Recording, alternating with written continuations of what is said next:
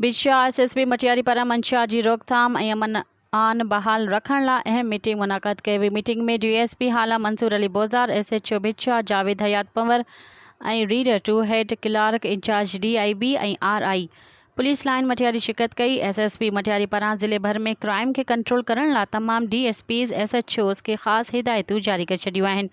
ज़िले अंदरि अमन अमान क़ाइमु रखण लाइ मनसूबे तहत ॾोह कंदड़ ऐं संदसि सहूलियतकारनि ते नज़र रखण ख़ासि हिदायत कई आहे। SSP मटियारी नूरुल हक़ रिंद चयो आहे त तमाम मंशियात फ़रोश, शराब पीअण ऐं विकिरो कंदड़ ख़िलाफ़ फौरी तौर ते क्रैक डाउन शुरू कयो वञे। मंशियात फ़रोशनि जो घेराव तंग कयो वञे, पेट्रोलिंग, स्नैप चेकिंग बहितर बणाई वञे। ख़ुसूसी तौर ते मोटरसाइकिल, कार लिफ्टर, फोरू ऐं रूपोश इश्तिहारी ॾोहारी गिरफ़्तार कया वञनि।